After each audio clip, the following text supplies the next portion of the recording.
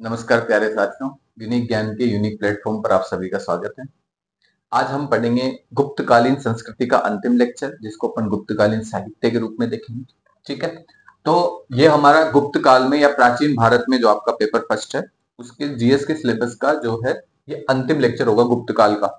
ठीक है, इसके बाद अपन मुगल काल पे हो जाएंगे शिफ्ट, और मुगल काल में भी अपन लगभग 4-5 इसमें स्लाइड्स में आपको पूरा 4-5 लेक्चर्स में आपको पूरा समझा देंगे। ठीक है, ये अपना ये तो अपनी रणनीति रहेगी। ठीक है, फिर उसके बाद अपना मॉडर्न चालू हो जाएगा, तो मॉडर्न में तो अपने को ज्यादा दिक्कत नहीं आएगी, वो फ्लो में चलता रहेगा। ठीक है, वो लंबा चलेगा थोड़ा सा। चलिए शुरू करते हैं अपन गुप्तकालीन साहित्य में। तो गुप्तकालीन साहित्य में ज्यादातर प्रश्न बनते हैं ना, वो फैक्चुअल बनते हैं कि किसने किसकी रचना करी। मैक्सिमम प्रश्न आपको देखेंगे ना, आप पुराने सालों के प्रश्न उठा के, तो आपके यही प्रश्न आते हैं किसने किसकी रचना करी, है ना। तो कोशिश यही करेंगे उन पर अपन ज्यादा फोकस करें कि जैसे कालिदास के बारे में पूछा है ना, तो कालिदास के ग्रंथों को रट लो।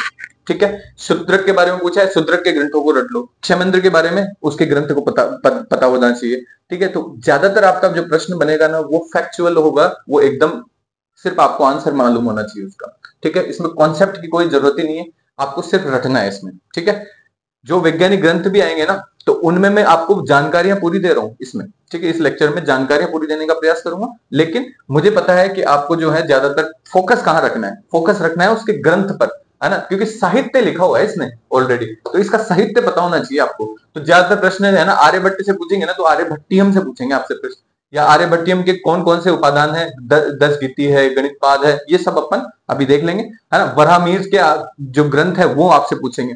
ठीक है, तो आपका जो मेन फोकस होना चाहिए, मेन केंद्रण होना चाहिए ना आपके दिमाग में, वो ये होना चाहिए कि आपको ये ग्रंथ याद होने चाहिए कि किसने कौन सा ग्रंथ लिखा है। ठीक है, तो मेरा जो आज का जो लेक्चर होगा वो फटाफट क्विकली अपन कोशिश करेंगे, लेकिन चूंकि लंबा हो सकता है, बिकॉज बहुत सारे फैक्ट्स हैं, बहुत सारा डेटा है ना, तो एक साथ तो पचेगा नहीं, तो इसीलिए मैं धीरे धीरे भी बोल के बताऊंगा आपको, और जल्दी से भी याद कराने का प्रयास करूंगा। तो सबसे पहले तो अपने जो गुप्तकालीन साहित्य देखते हैं ना, तो उसमें 3 तरीके से अपन साहित्य का अध्ययन करते हैं। कुछ जो ग्रंथ है ना, वो हिंदू धर्म से संबंधित है, वैदिक धर्म कह लो आप, तो वैदिक धार्मिक ग्रंथ है ये सब। ठीक है, तो कुछ ग्रंथ जो है वो तो वैदिक धार्मिक ग्रंथ है, कुछ ग्रंथ है जो सांसारिक बातें बताते हैं। ठीक है, और दूसरे जैसे सामाजिक आयाम है, आर्थिक आयाम है, उन पर जो बहुत सारे ग्रंथ लिखे होते हैं उनको अपन बोलते हैं लौकिक ग्रंथ या व्याकरण के ग्रंथ है। ठीक है, व्याकरण से के अलावा भी साहित्य की बहुत सारी विधाएं होती है, उनमें जो ग्रंथ लिखे जाते हैं वो है लौकिक ग्रंथ। ठीक है, कुछ ग्रंथ होते हैं जो वैज्ञानिक ग्रंथ कहलाते हैं। वैज्ञानिक ग्रंथों में क्या है कि आपको ग्रहों नक्षत्रों की स्थिति के बारे में पता चलेगा। ठीक है, बहुत सारे जो ग्रंथ है वो आयुर्वेद पे लिखे गए ग्रंथ है, बहुत सारे पशु चिकित्सा पे लिखे गए ग्रंथ है। ठीक है, तो ये सारे जो ग्रंथ है अपन को वैज्ञानिक ग्रंथों के अंतर्गत पढ़ना है। ठीक है, तो अपन फटाफट से शुरू करते हैं कि धार्मिक ग्रंथ कौन कौन से हैं गुप्त काल में। तो गुप्त काल में धार्मिक ग्रंथ अगर अपन देखें, तो सबसे पहला जो आपसे प्रश्न ये पूछा जाता है कि पुराणों की रचना का काल कौन सा है। तो पुराणों की रचना जो हुई है ना मैक्सिमम, वो गुप्त काल में हुई है। तो ये सबसे जो पसंदीदा प्रश्न है ना, वो यही है कि पुराणों की जो रचना है किससे संबंधित है, वो गुप्त काल से संबंधित है। तो पुराण, फर्स्ट क्वेश्चन आपका ये ध्यान रख लेना कि पुराण जो है गुप्त काल में लिखे गए हैं। ठीक है, और रामायण भारत जो है ना, उनका जो अंतिम अध्याय है, कई बार उत्तर रामायण कह देते हैं या कई बार उनके परिशिष्ट कह देते हैं, तो लास्ट के जो परिशिष्ट जो बाद में जोड़े गए ना, परिक्षिप्त, तो वो सब जो जोड़े गए थे वो गुप्त काल में जोड़े गए थे अंतिम रूप से। ठीक है, तो रामायण महाभारत के जितने भी परिशिष्ट हैं या उनके जो अंतिम भाग है वो कहां जोड़े गए थे, अपने गुप्त काल में। ठीक है, और पुराणों की रचना भी किस काल से संबंधित मानी जाती है, पुराणों की रचना भी अपने को गुप्त काल से संबंधित मानी जाती है। ठीक है, फिर इसके अलावा स्मृति सूत्रों पर भाष्य भी इस समय लिखे गए बहुत सारे, लेकिन बहुत सारी स्मृतियां भी इस समय लिखी गई है। 4 स्मृतियां विशेषतः याद कर लो, क्योंकि वो आपसे प्रश्न में पूछ सकता है कि निम्न में से कौन सी गुप्तकालीन स्मृतियों का हिस्सा नहीं है ना, ऐसा प्रश्न पूछ सकता है। तो आपको वो चीज याद होनी चाहिए कि कौन कौन सी गुप्तकालीन स्मृतियों का हिस्सा है। ठीक है, तो पहली कौन सी है, नारद स्मृति है, बृहस्पति स्मृति है, कात्यायन स्मृति और पराशर स्मृति है। 4 स्मृतियां कंठस्थ कर लो, नारद, बृहस्पति, कात्यायन और पराशर, है ना। तो नारद और बृहस्पति जो स्मृति है ना, वो तो विधि विषयक है। विधि का मतलब होता है कानून से संबंधित है, कि उस समय की कानून व्यवस्था किस प्रकार से है, वो इन स्मृतियों में उल्लेख मिलता है। नारद और बृहस्पति 2 स्मृतियां हैं, वो विधि विषयक है। ठीक है, कात्यायन जो स्मृति है उसका जो विषय है वो आर्थिक है। ठीक है, उस समय की इकोनॉमिक कंडीशन कैसी थी, उस समय कृषि कैसे हो रही है, पशुपालन कैसे हो रही है, ये सारी घटनाओं का जो विवरण है अपने को किसमें मिलता है, कात्यायन स्मृति में मिलता है। तो वेरी इंपॉर्टेंट, ध्यान रख लेना, नारद और बृहस्पति तो विधि स्मृति है और कात्यायन जो है अपनी आर्थिक स्मृति है। ठीक है। इसके अलावा पाराशर भी एक स्मृति है। तो ये 4 स्मृतियां आप कंठस्थ कर लेना। फिर इसमें बहुत सारी स्मृति सूत्रों पर भाष्य लिखा गया। भाष्य क्या होते हैं देखो, अब जैसे मान लो किसी ने नारद स्मृति लिखी है, नारद ने, ठीक है, तो अब इस नारद स्मृति को समझाने के लिए, लोगों को बहुत आसान लैंग्वेज में समझाने के लिए जो है बाद में कुछ टीका, उस पर टीकाएं लिखी जाती है, उस पर भाष्य लिखे जाते हैं। ये क्या होता है, एक तो लोगों को समझाई जा सकती है बातें, और दूसरा होता है कि आप जो आपने किसी नारद मुनि ने अगर कोई चीज लिखी, अगर इसको किसी को आलोचना करनी है तो वो आलोचना किस पे करेगा, वो भाष्य में करेगा, ठीक है, वो टीकाओं में करेगा, ठीक है। तो उनकी आलोचना उनको बड़े रूप में सामान्य जनता को समझाने या बाद के जो अपने जो साहित्यकार होंगे उनको समझाने के लिए जिस प्रकार से जो विवरण दिया जाता है उसको अपन क्या बोलते हैं, टीका या भाष्य, ठीक है। ध्यान रख लेना, आगे बहुत सारे टीकाएं भाष्य होंगे, इस वजह से मैं आपको पहले डेफिनेशन समझा दे रहा हूं, ठीक है। तो स्मृतियां ये होती है। फिर अपन ने पढ़ा है षड दर्शन, ठीक है, 6 दर्शन होते हैं। उन 6 दर्शनों का जो है पूर्ण विकास अपने को कहां पर मिलता है, अपने को गुप्तकालीन साहित्य में, ठीक है। तो वो 6 दर्शन है, न्याय, सांख्य, वैशेषिक, ये सारे जो दर्शन है ना, उनका जो अंतिम रूप है ना, वो कहां पे अपने को प्राप्त होता है, वो अपने को गुप्तकालीन साहित्य में प्राप्त होता है, ठीक है। तो अब अपन देखते हैं कि गुप्त काल में कौन कौन से लौकिक ग्रंथ लिखे गए। ये तो अपने धार्मिक ग्रंथों की चर्चा हुई। अब लौकिक ग्रंथ कौन कौन से लिखे गए हैं, तो लौकिक ग्रंथों में जो है ना, सबसे पहले अपने गुप्त काल में कौन आते हैं, कालिदास आते हैं। तो कालिदास जो है वो एक तरीके से बोला जाता है कि जो अपने चंद्रगुप्त विक्रमादित्य सेकंड थे ना, चंद्रगुप्त सेकंड विक्रमादित्य, उनके जो है दरबारी माने जाते हैं। उनके नवरत्नों का हिस्सा हुआ करते थे, ठीक है। तो उनके भी दरबार में 9 लोग रहा करते थे, ठीक है। उनके नवरत्नों में जो है कालिदास भी शामिल थे, ठीक है। कालिदास जो है वो वैदर्भी शैली को मानते हैं, ठीक है। तो जो इनकी साहित्य की विधा है ना, जिसमें इन्होंने साहित्य लिखा है, वो किस शैली में लिखा है, वैदर्भी शैली में। ऐसा प्रश्न पूछा जाता है आपसे, है ना, क्योंकि आपके इसमें ही साहित्य लिखा हुआ है सिलेबस में, तो साहित्यिक में वो डीप में जाएगा, ठीक है, कि वैदर्भी शैली में जो ग्रंथ है वो लिखने वाला व्यक्ति कौन था, वो अपना कालिदास था, ठीक है। तो ध्यान रख लेना, वैदर्भी शैली किस साहित्यकार की मतलब उपज है, या किस साहित्यकार द्वारा वैदर्भी शैली का प्रचलन किया गया सामान्य साहित्य में, तो वो थे अपने कालिदास। तो ये ध्यान रख लेना। तो कालिदास का वैदर्भी शैली, फिर इसको भारत का शेक्सपियर भी कहते हैं अपन।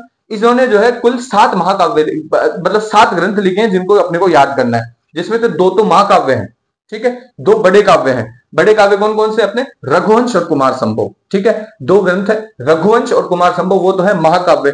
रघुवंश मतलब राम जी की कथा, रघु जो है ना अपने राम जी के पूर्वज हुआ करते थे रघु, तो उनकी जो पीढ़ियों की कथाएं हैं वो तो अपने किस में लिखी हुई है, रघुवंश में। कुमार संभव में अपने कुमार स्कंद कुमार जो थे अपने कार्तिकेय जी, उनकी जो कथा है वो किससे संबंधित है, कुमार संभव से संबंधित है। तो 2 तो महाकाव्य लिखे हैं उन्होंने, ठीक है।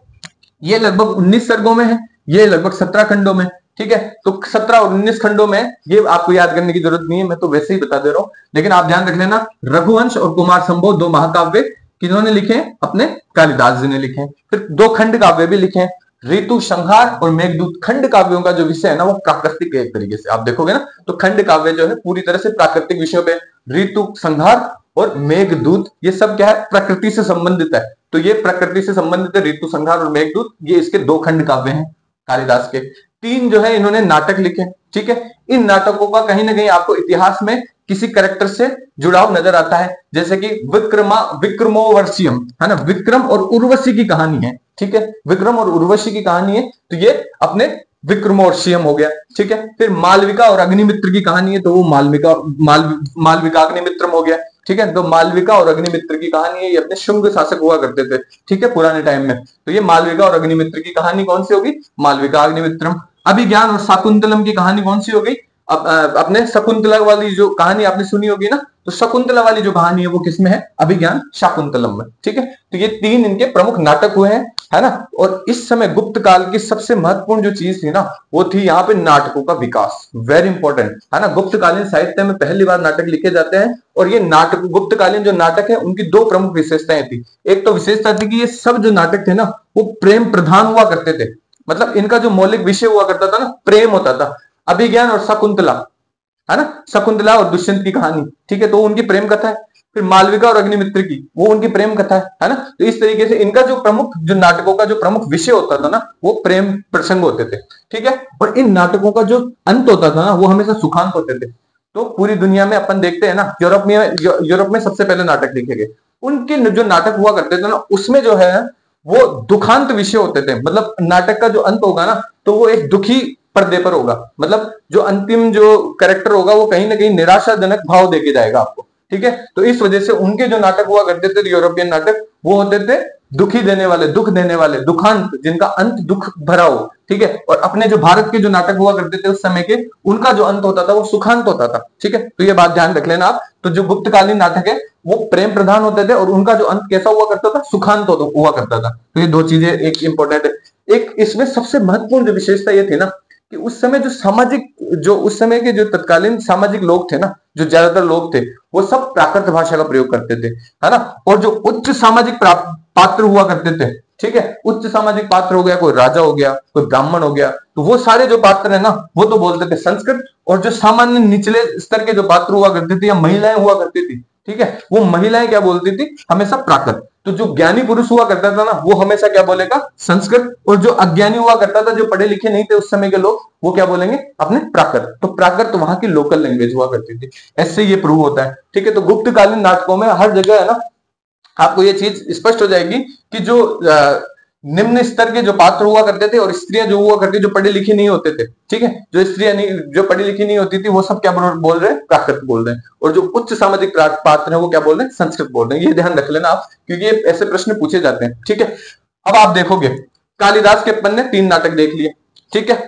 एक ऐसा भी कहा जाता है कुंतलेश्वर दोत्ते, ये एक क्षेमेंद्र, एक रचनाकार हुए थे कश्मीर के, वो क्षेमेंद्र ने वृहत कथा मंजरी लिखी थी, है ना। वृहत कथा मंजरी में उन्होंने ऐसा लिखा है कि जो कुंतलेश्वर दोत्ते है ना, वो कुंतलेश्वर दोत्ते की रचना भी किसने की, कालिदास ने। यानी कि ये 7 ग्रंथों के अलावा 8वां ग्रंथ भी कालिदास ने लिखा है, कुंतलेश्वर दोत्ते, लेकिन ये अपने को अभी प्राप्त नहीं हुआ है, ठीक है। तो कुंतलेश्वर दोत्ते शायद नष्ट हो चुका है, ये अपने को प्राप्त नहीं हुआ है। ये इसके रचनाकार भी किसको माना जाता है, कुंतलेश्वर दोत्ते का, वो भी कालिदास को माना जाता है। ये क्योंकि क्षेमेंद्र ने क्या किया था, वृहत कथा मंजरी में एक श्लोक लिखा था, और वो बोला था कि ये मैंने कुंतलेश्वर दोत्ते से लिया है, ठीक है। तो इस वजह से अपने को ये पता है कि भाई कालिदास जी ने एक और ग्रंथ लिखा है, 7वें के अलावा 8वां ग्रंथ भी लिखा है, ठीक है। तो ये ध्यान रख लेना, पूछ तो नहीं सकते आपकी, क्योंकि जीएस के हिसाब से नहीं, ये तो बहुत ऑप्शनल के टाइप का चीज हो गई, है ना। तो आप ये ध्यान रख लेना कि गुप्तकालीन नाटक की विशेषताएं क्या क्या है। कालिदास ने 3 नाटक लिखे हैं। कालिदास के अलावा और भी बहुत फेमस नाटककार हुए हैं इस समय में। कौन कौन से हुए, शूद्रक एक नाटककार हुए, शूद्रक ने लिखी है मृच्छकटिकम, वेरी इंपॉर्टेंट, मृच्छकटिकम यानी कि मिट्टी की गाड़ी, मृच्छकटिकम मिट्टी की गाड़ी। तो ये मिट्टी की गाड़ी किसने लिखी है, अपने शूद्रक ने लिखी है, ठीक है।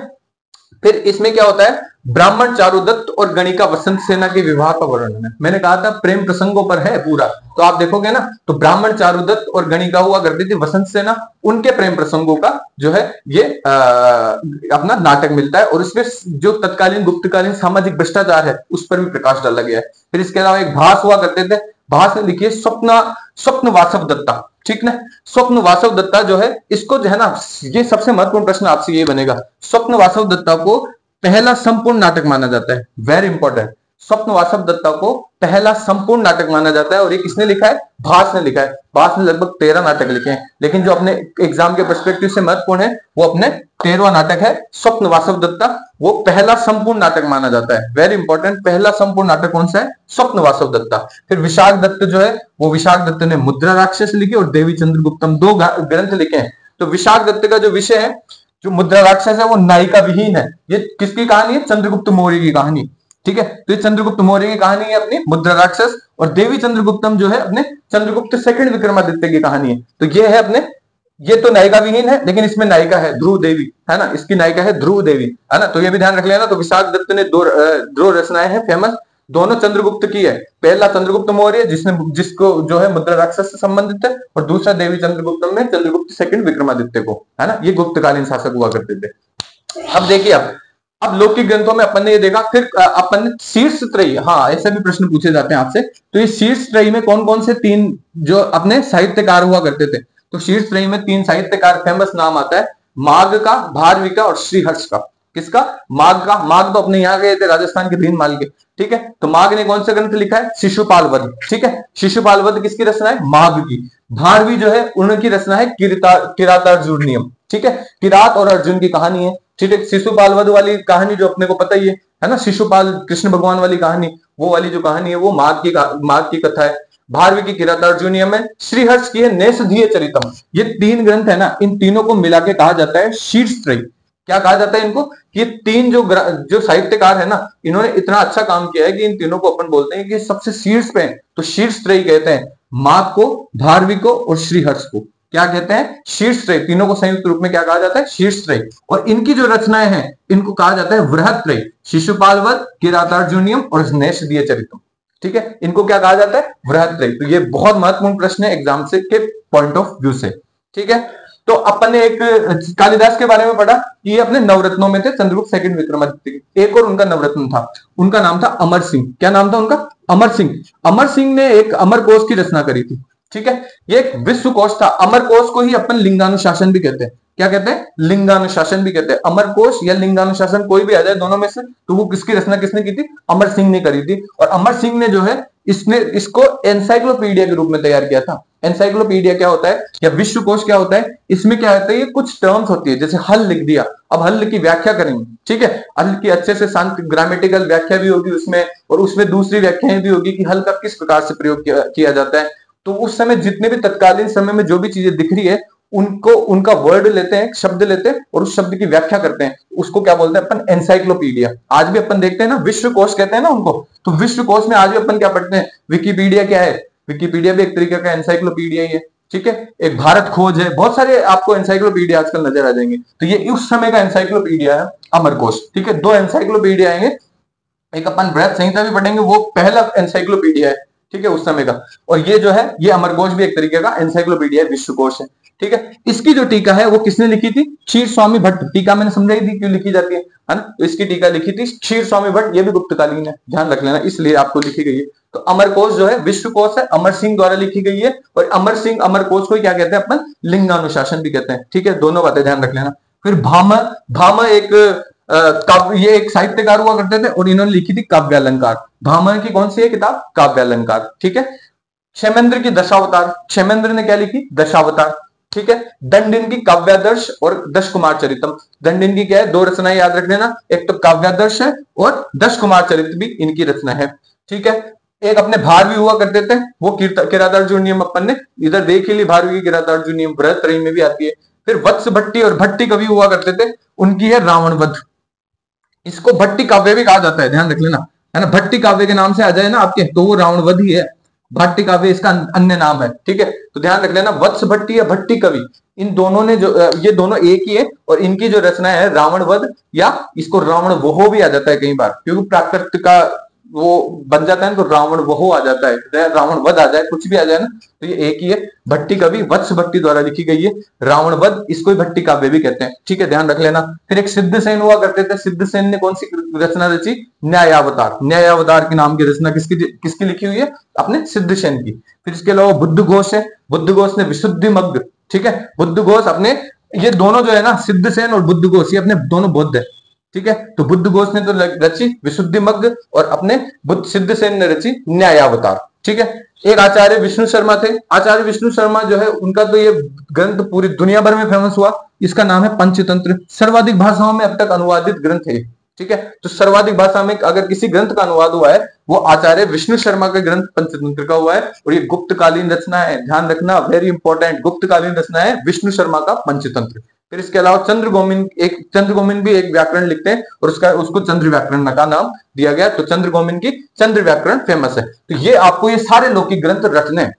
ठीक है, ये इसमें इसके अलावा आपको गुप्त काल में इसे ऐसे परेशान नहीं करेंगे। ये सबसे महत्वपूर्ण ग्रंथ है सारे, और महत्वपूर्ण भी है। और लगभग जो है ना, मेरा तो मानना यह है कि ऑप्शनल के हिसाब से भी ये सफिशिएंट है, मोर देन, और जीएस के हिसाब से तो इसके बाहर कुछ जाएगा नहीं आपके। ठीक है, फिर अपन वैज्ञानिक ग्रंथों में भी देख लेते हैं। वैज्ञानिक ग्रंथों में अगर देखते हैं तो सबसे पहले तो आपसे ऐसे पूछता है कि भाई कौन सा जो अपना जो वैज्ञानिक साहित्यकार है वो पहले आया, कौन सा बाद में आया। तो ये ऐसी चीजें पूछ लेते हैं ना, तो आपको परेशान नहीं होना है। सबसे पहले जो आए थे अपने आर्यभट्ट। आर्यभट्ट को सबसे पहले लगाना है। फिर वरामिहिर 600 एडी के हैं। भास्कर, वरामिहिर और अपने ब्रह्मगुप्त, ये लगभग सेम टाइम के हैं। ठीक है, तो इसको लगाना है अपने को। आर्यभट्ट को सबसे पहले जमा दोगे ना, तो अपने आप ऑप्शन इस हिसाब से सेटल होके आएंगे आपको, कि आपको वो सारी चीजें सेट कर देगा। तो आर्यभट्ट सबसे पहले आए, ध्यान रख लेना। तो तो आर्यभट्ट अपने कुसुमपुर के थे, अपने कुसुमपुर अपने पाटलिपुत्र को कहा जाता है। पाटलिपुत्र का पूरा नाम क्या था? कुसुमपुर या कुसुम ध्वज। ठीक है, तो कुसुम ध्वज या कुसुमपुर जो है वहां के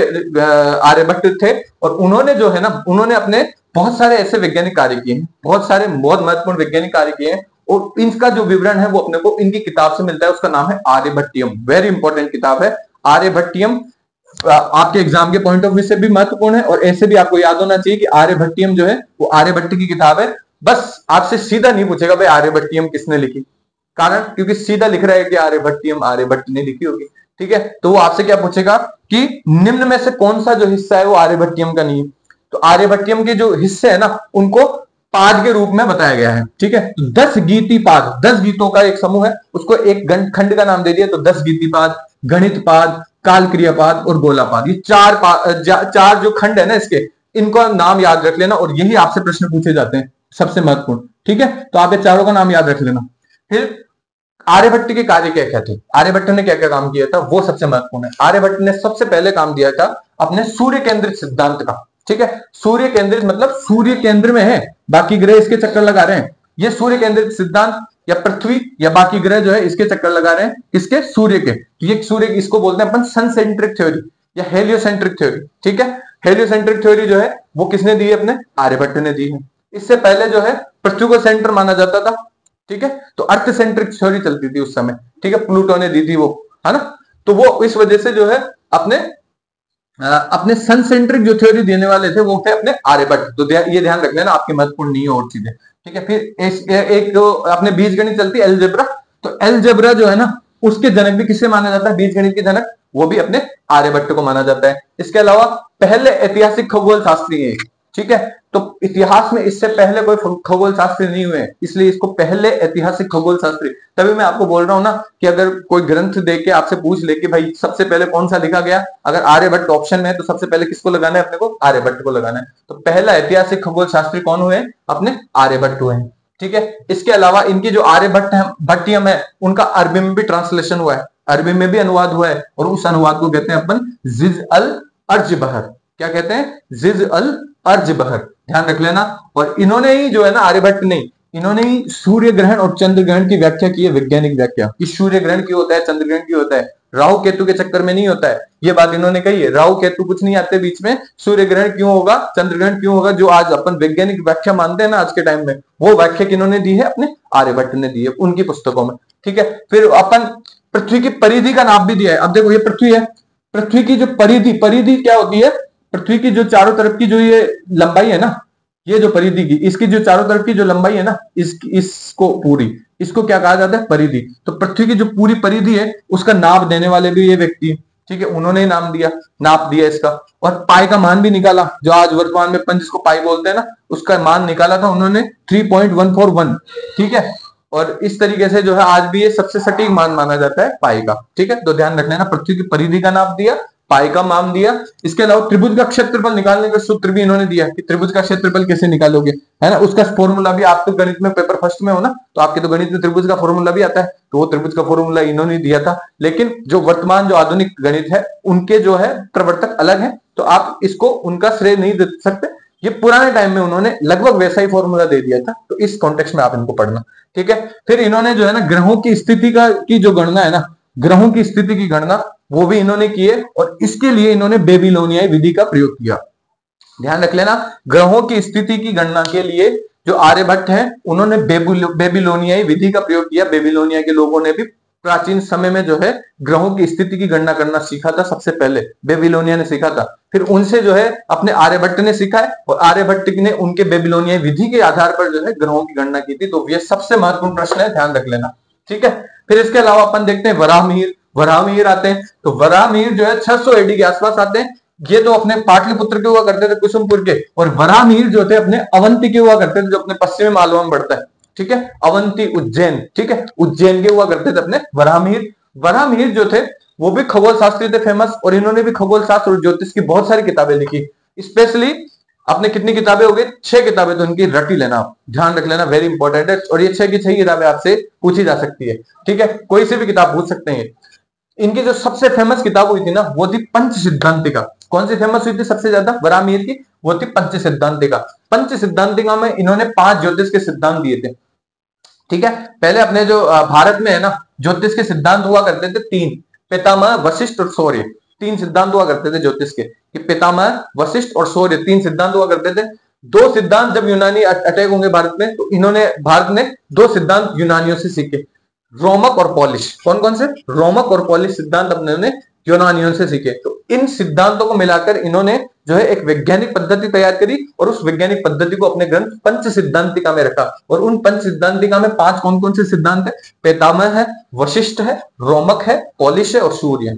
ध्यान रख लेना, ये 5 सिद्धांत बहुत महत्वपूर्ण है। पितामह, वशिष्ठ, आप ऐसे भी याद रख सकते हो आप, ठीक है। सूर्य है, पितामह विश्व पितामह से याद रखना, विश्व पितामह के साथ वशिष्ठ ऋषि है, वशिष्ठ ऋषि के साथ रोमक, पॉलिश तो यूनानी है ही सही, है ना। तो वशिष्ठ जो ज्योतिष सिद्धांत है ना, उसी में इन्होंने ये गणना करी कि जो एक वर्ष है ना उसमें कितने दिन होते हैं?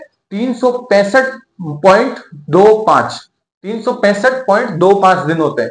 कितने होते हैं? 300। अभी आज भी मानते हैं ना 365 सही 1/4 दिन। कितने होते हैं एक वर्ष में दिन? 365 तो 1/4 ही होते हैं, इसीलिए एक लीप ईयर आता है हर 4थे साल में। ठीक है, तो ये ध्यान रख लेना। तो ये सबसे पहले जो गणना है वो वशिष्ठ ग्रंथ, उसमें वशिष्ठ सिद्धांत में मिलती है गणना, और ये किसने करी है? वराहमिहिर ने करी है। वेरी इंपॉर्टेंट है, ये ध्यान रख लेना। फिर जो पंच सिद्धांतिका है उसके एक टीकाकार हुए थे और उनका नाम था भट्टोत्पल। ये भी ध्यान रख लेना थोड़ा, क्योंकि कभी कभी टीकाकार पूछ ले, बहुत डीप में पूछेगा तो, अदरवाइज इससे ज्यादा नहीं पूछ सकता। तो टीकाकार ध्यान रखना, भट्टोत्पल उनके टीकाकार हुआ करते थे। इसके अलावा पंच सिद्धांतिका के अलावा उसने लघु जातक, वृहद जातक, वृहद संहिता, योग जातक और योगमाया, ये 5-6 ग्रंथ और ध्यान रख लेना। पंच सिद्धांतिका तो है। अब लघु नाम के एक है लघु जातक, जातक लगा दिया पीछे, दीर्घ या वृहद जातक, वृहद हो गया तो बड़ा जातक, है ना। एक ये हो गया छोटा जातक, बड़ा जातक, 2 किताबें ये लिखती, ठीक है। एक वृहद संहिता होगी, है ना। वृहद संहिता को दीर्घ संहिता भी कहते हैं, है ना। तो वृहद संहिता हो गई ये, और वृहद संहिता जो है ये भी एक एनसाइक्लोपीडिया है। क्या है? ये भी इसी तरीके का अमरकोश जैसा एनसाइक्लोपीडिया है, विश्वकोशीय ग्रंथ है। तो इसको प्रथम विश्वकोशीय ग्रंथ कहा जाता है। किसको? वृहद संहिता को। वृहद संहिता को पहला विश्वकोशीय ग्रंथ कहा जाता है। इसमें अपने को ज्योतिष, भूगोल, सामाजिक धार्मिक जीवन, स्थापत्य, मूर्तिकला, इससे संबंधित सारी जानकारियां मिलती है ना। तो गुप्त काल में ज्योतिष से संबंधित कोई टर्म हो, भूगोल से संबंधित हो, सामाजिक धार्मिक जीवन से संबंधित हो, इवन स्थापत्य और मूर्तिकला से भी संबंध, कल पढ़ने पढ़ा था ना स्थापत्य मूर्तिकला, उसकी टर्म्स भी जो है आपने वृहद संहिता में डिस्कस की गई है। ठीक है, ये ध्यान रख लेना। इसको गुप्तकालीन सांस्कृतिक ज्ञान का महाकोश कहा जाता है, क्योंकि गुप्त काल की सारी संस्कृतियों के बारे में चर्चाएं कर रहा है। तो इसको क्या कहेंगे अपन? गुप्तकालीन सांस्कृतिक ज्ञान का महाकोश। वेरी इंपॉर्टेंट, है ना। तो ध्यान रख लेना कि किसको कहा जाता है? ये कहा जाता है वृहद संहिता को। तो इसके 2 इंपॉर्टेंट, सबसे महत्वपूर्ण किताबें तो पंच सिद्धांतिका और वृहद संहिता, 2 महत्वपूर्ण किताबें हैं। इसके अलावा योग जातक का नाम और योग माया का नाम। तो 2 तो योग याद रख लेना, 2 वृहद याद रख लेना, 1 लघु याद रख लेना, 1 पंच सिद्धांतिका याद रख लेना। ठीक, इसके अलावा आपसे ज्यादा दिमाग नहीं लगाना। एक इनका जो सबसे बड़ा कंट्रीब्यूशन है वो है वर्गमूल और घनमूल, है ना। वर्गमूल और घनमूल अपन निकालते हैं आज गणित में, तो वर्गमूल घनमूल जो निकालने की पद्धति है वो भी वराहमिहिर द्वारा विकसित की गई थी। तो ये भी ध्यान रख लेना इसके लिए। फिर एक और गणितज्ञ आते हैं अपने भास्कर फर्स्ट। तो भास्कर फर्स्ट ने सबसे पहले क्या किया? आर्यभट्ट ने कुछ किताबें लिखी, कुछ टीका लिखी। आर्यभट्ट ने आर्यभट्टियम लिखी। आर्यभट्टियम की जो है सबसे पहले टीका करेंगे, भाष्य लिखेंगे उस पर। तो भाष्य लिखा है किसने? भास्कर ने। ठीक है, आर्यभट्टियम नामक टीका पर भाष्य लिखा है भास्कर फर्स्ट ने। तो 2 भास्कर हुए हैं, है ना। एक तो अपने गुप्त काल में और 600 एडी में, एक और 12वीं सदी में भास्कर हुए हैं। भास्कर सेकंड भी कहते हैं उनको, भास्कराचार्य भी कहते हैं, ये अलग है ना। तो जो भास्कर पहले वाले भास्कर है ना, जो गुप्तकालीन भास्कर है, उन्होंने लिखी है आर्यभट्टियम पर टीका, और उस टीका का नाम दिया उन्होंने अस्मक तंत्र। क्या नाम दिया है? अस्मक तंत्र। तो अस्मक तंत्र बहुत महत्वपूर्ण किताब है, और ये आर्यभट्टियम पर इनका भास्कर फर्स्ट का भाष्य है। और आर्यभट्टी भाष्य भी किसको कहा जाता है? ठीक है, तो आर्यभट्टी भाष्य भी कहते हैं, और इसी को क्या कहते हैं? अस्मक तंत्र भी कहते हैं। फिर इसके अलावा इन्होंने 2 किताबें रची है, महाभास्कराचार्य और लघु भास्कराचार्य। इनका नाम क्या है? भास्कर, है ना। भास्कर की 2 रचनाएं, महाभास्कराचार्य और लघु भास्कराचार्य। तो ये भी ध्यान रख लोगे, ये भास्कर फर्स्ट है ना। ऑप्शन में भास्कर सेकंड भी आएगा, इसलिए आप ध्यान रख लेना कि भास्कराचार्य, इनका भले ही पूरा नाम है भास्कराचार्य, लेकिन इनकी जो किताबें हैं उनका नाम है महाभास्कराचार्य और लघु भास्कराचार्य। ठीक है, इनका नाम भास्कर ही है। ठीक है, फिर इसके बाद अपन देखते हैं एक 12वीं सदी में भास्कर सेकंड पे आते हैं, उनके बारे में थोड़ा बहुत जानकारी ले लेते हैं कि जो वो भास्कराचार्य कहलाते हैं, 12वीं सदी वाले भास्कर। और इनकी जो किताब है वो है सिद्धांत शिरोमणि। सिद्धांत शिरोमणि में ही 4 जो सबसे महत्वपूर्ण किताबें हैं वो है लीलावती, बीज गणित, ग्रह गणित और गोला। ये चारों महत्वपूर्ण किताबें हैं, ध्यान रख लेना। लेकिन आपके एग्जाम में नहीं पूछी जाएगी क्योंकि आपकी गुप्तकालीन साहित्य की है ना। तो इसको मैंने आपको एक्स्ट्रा ऐसे इंफॉर्मेशन देने के लिए कर दिया कि ये भास्कर सेकंड दूसरे हैं, ठीक है, जिन्होंने सिद्धांत शिरोमणि कही लिखी है। फिर एक और जो गुप्तकालीन गणितज्ञ थे, उनका नाम था श्रीधर। श्रीधर ने त्रिशती नाम की एक रचना रची, ये भी गणित की रचना है, ठीक है। किसने रची है? श्रीधर ने रची है। क्या नाम की रचना है? त्रिशती, ठीक है। त्रिशती यानी कि 300, त्रिशती यानी कि 300। तो 300 की रचना 300, जैसे मूवी देखी आपने, तो 300 वाली जो रचना है वो किसने रची है? वो श्रीधर ने रची है, ठीक है। तो ये ध्यान रख लेना।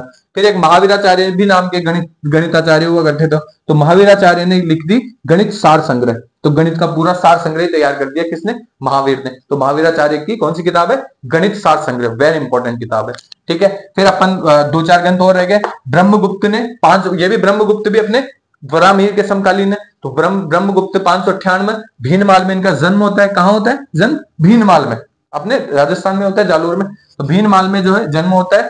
अरबों में ज्योतिष प्रचार।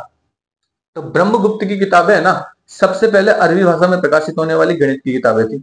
तो अपने गणित और ज्योतिष की जो सर्वप्रथम जो किताबें अरबियों ने पकड़ी है ना, वो कौन सी किताबें हैं? अपने ब्रह्मगुप्त की किताबें। ब्रह्मगुप्त की कौन कौन सी किताबें हैं? खंडन खाद्य, ब्रह्मस्फुट सिद्धांत और ध्यान गर्भ। ये 3 बहुत महत्वपूर्ण किताबें हैं, वेरी इंपॉर्टेंट। खंडन खाद्य, ब्रह्मस्फुट सिद्धांत और ध्यान गर्भ, ठीक है। तो ये तीनों किताबें याद रख लेना। और ये जो खंडन खाद्य है और ब्रह्मस्फुट सिद्धांत है ना, ये दोनों किताबें, उनका तो अरबी में अनुवाद हुआ था ना, उसका नाम था अल फजारी।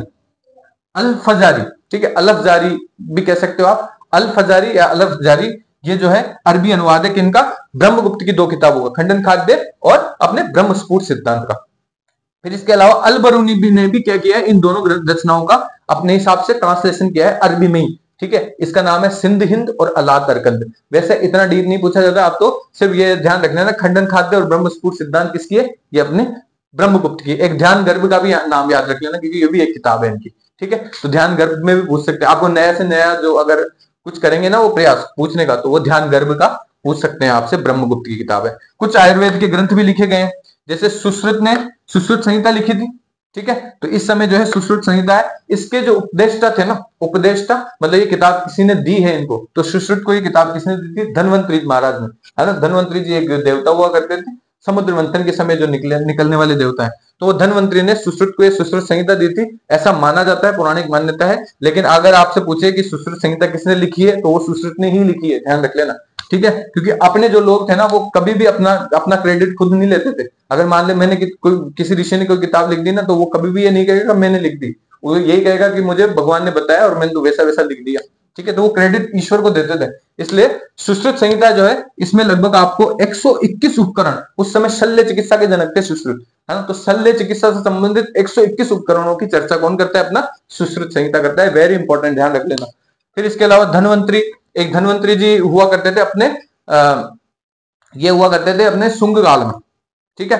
तो धन्वंतरी जी जो है वो निघंटु लिखते हैं, वो चंद्रगुप्त के दरबार में थे, सॉरी शुंग काल में नहीं हुआ करते थे धन्वंतरी जी अपने, सॉरी वेरी इंपॉर्टेंट है, ध्यान रख लेना। मुझसे गलती ये चीज जो है गलती से आप निकल गई है, और आप ध्यान रख लेना कि धन्वंतरी जी जो है वो चंद्रगुप्त जो सेकंड विक्रमादित्य हैं, उन्होंने जो है निघंटु लिखी थी चंद्रगुप्त सेकंड विक्रमादित्य के दरबार में, धन्वंतरी जी ने, ठीक है। फिर एक वाघभट्ट हुआ करते थे, वाघभट्ट ने अष्टांग हृदय और अष्टांग संग्रह नाम का ग्रंथ लिखा था।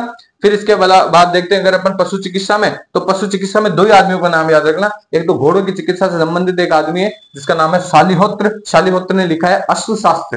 क्या लिखा है? अश्वशास्त्र। इसी अश्वशास्त्र को होल शास्त्र भी कहा जाता है, ठीक है। तो शालिहोत्र का नाम याद रख लेना, और एक पालकाप्पे का नाम याद रख लेना। पालकाप्पे ने कौन सा ग्रंथ लिखा है? हस्तायुर्वेद, मतलब हाथियों की चिकित्सा, हाथियों का आयुर्वेद। तो हस्तायुर्वेद नाम से जो ग्रंथ लिखा है वो पालकाप्पे ने लिखा है, और शालिहोत्र ने लिखा है अपना होल शास्त्र या अश्वशास्त्र, ठीक है।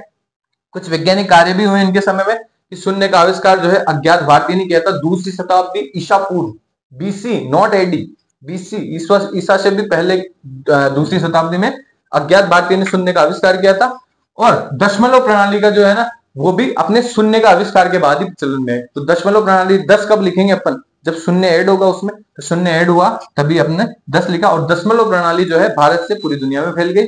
भारत से सबसे पहले बौद्ध भिक्षुओं के माध्यम से चीन में पहुंची, और इधर से अपन देखेंगे तो अरबों में जब अरब आक्रमण होंगे तो वो भारत से अपना शून्य सीखेंगे, दशमलव प्रणाली सीखेंगे, तो अरबों के बाद पहुंचेगी, तो अरब इसको नाम देंगे हिंदसा। क्या नाम देंगे? अरब इसको हिंदसा नाम देंगे। तो हिंदसा नाम से जो है अरब में पहुंचेगी, और फिर अरबों से यूरोप वाले सीखेंगे, यूरोप वाले सीखेंगे तो उनको लगेगा कि अरबों की देन है, तो वो उसको नाम दे देंगे अरबी अंक। ठीक है, तो यूरोप वाले सीखेंगे तो वो उसको नाम क्या दे देंगे? अरबी अंक। जबकि यूरोप वालों ने कहां से सीखा है? हिंदसा से, यानी कि अपने हिंदुस्तान से। ठीक है, तो ये ध्यान रख लेना।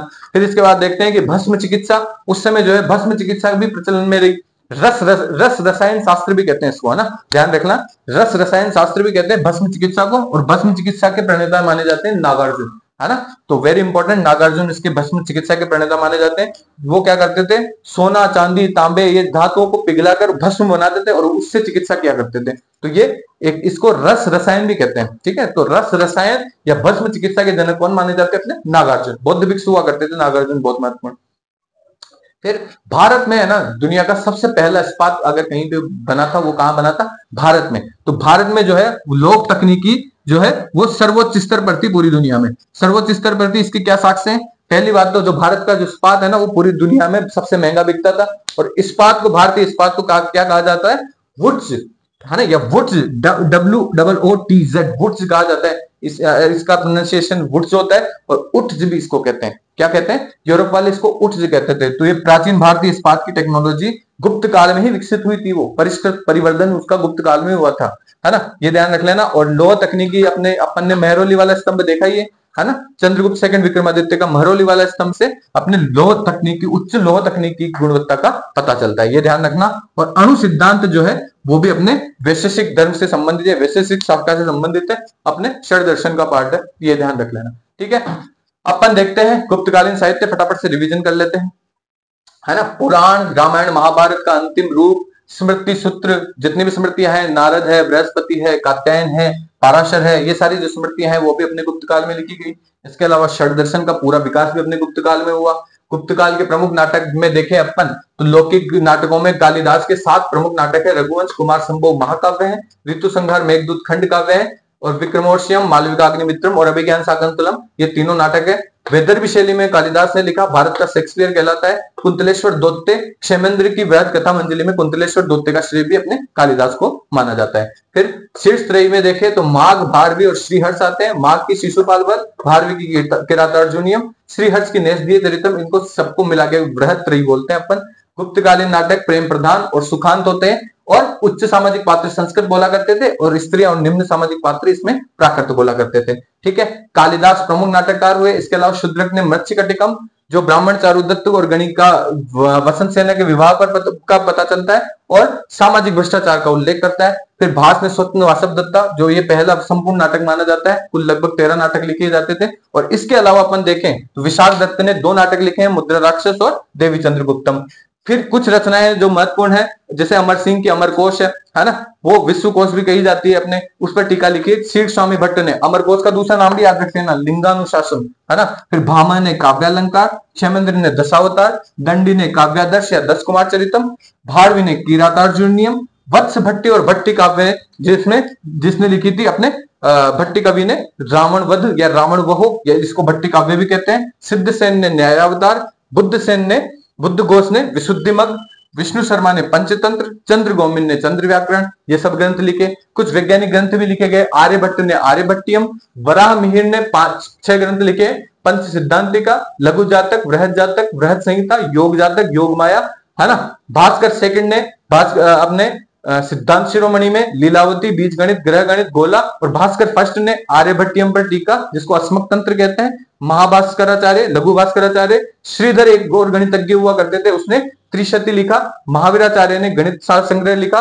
ब्रह्मगुप्त ने भीनमाल के थे अपने, उनने खंड खाद्यक और ब्रह्म स्फुट सिद्धांत लिखा, जिसका अरबी में अनुवाद हुआ है अलफ जारी के नाम से। ठीक है, फिर अपन देखते हैं आयुर्वेद में सुश्रुत ने सुश्रुत संहिता, और धनवंतरी ने निघंटु, वाघभट्ट ने 2 ग्रंथ लिखे हैं, अष्टांग संग्रह के नाम से भी आ सकता है, अष्टांग हृदय के नाम से भी आ सकता है। पशु चिकित्सा में देखें तो शालिहोत्र ने होल शास्त्र या अश्वशास्त्र, पालकाप्य ने हस्तायुर्वेद, ये लिखे हैं। ठीक है, तो ये आप कंठस्थ कर लेना। ये प्रमुख आपकी चीजें जो साहित्य के पर्सपेक्टिव से जो चीजें थी उसका मैंने लास्ट में रिवीजन करवा दिया, जो ही आपको सबसे ज्यादा ध्यान रखना है। ठीक है, तो ये था आज का अपना लेक्चर। कल अपन मुगल काल के साथ वापस आते हैं, मुगल कालीन संस्कृति के साथ, है ना। तो आपके लेक्चर कैसे लग रहे हैं आप बिल्कुल कमेंट सेक्शन में लिखिए, और हमें खुशी होगी आपकी कमेंट पढ़ के। और बाकी अपना अपना जो है वो सिलेबस कंटिन्यू इस तरीके से चलता रहेगा। आप हमारे साथ जुड़े रहिए। आप सभी का धन्यवाद। Thank you.